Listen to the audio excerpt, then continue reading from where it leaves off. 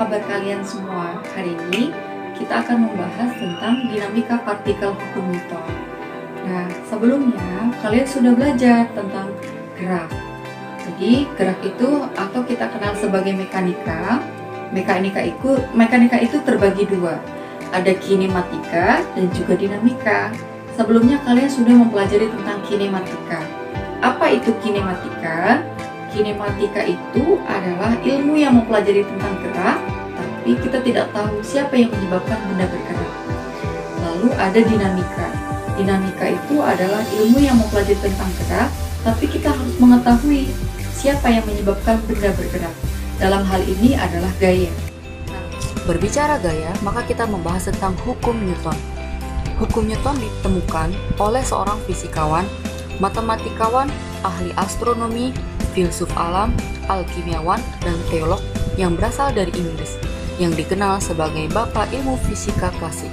Beliau adalah Sir Isaac Newton. Pada tahun 1643 sampai 1722, Newton berhasil merumuskan 3 hukum yang fundamental tentang gerak dalam bukunya Philosophiae Naturalis Principia Mathematica pada tahun 1686,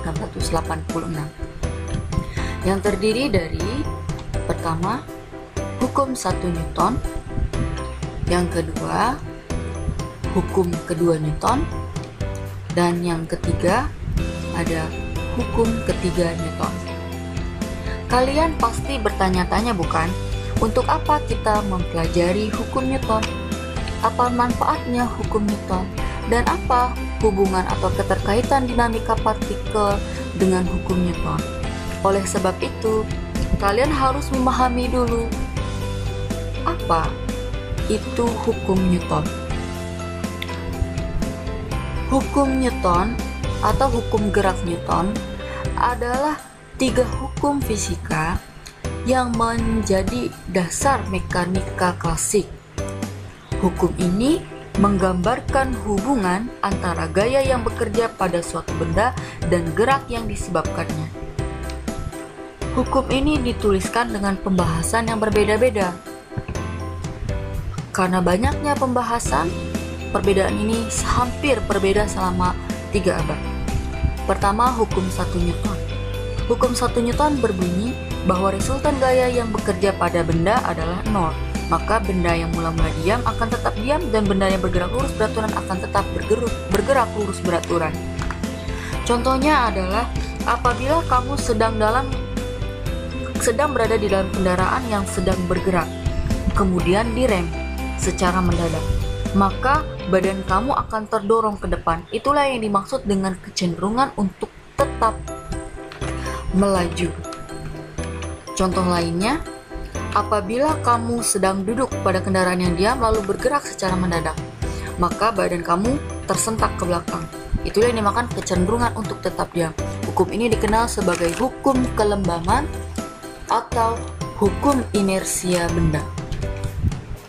Selanjutnya, kita bahas tentang hukum kedua Newton.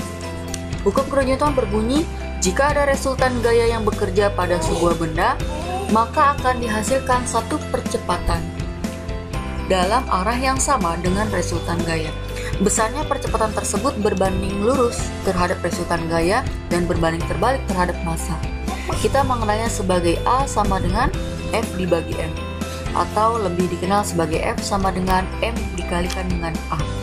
Contohnya, seorang pemuda mendorong mobil yang mogok. Mobil pertama memiliki massa 700 kg, mobil kedua memiliki massa 2600 kg. Maka manakah yang lebih cepat? Selanjutnya, hukum ketiga Newton. Dia berbunyi bahwa gaya aksi dan reaksi dari 2 benda memiliki besar yang sama, dengan arah terbalik dan segaris. Contohnya adalah para pemain sepatu luncur es memberikan gaya pada satu sama lain dengan besar yang sama, tetapi berlawanan arah. Hukum ketiga Newton ini menyatakan bahwa gaya besar yang gaya aksi yang diberikan, maka itulah besar gaya reaksi yang akan diterima.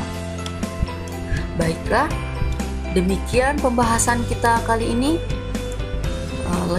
Kita tunggu video selanjutnya.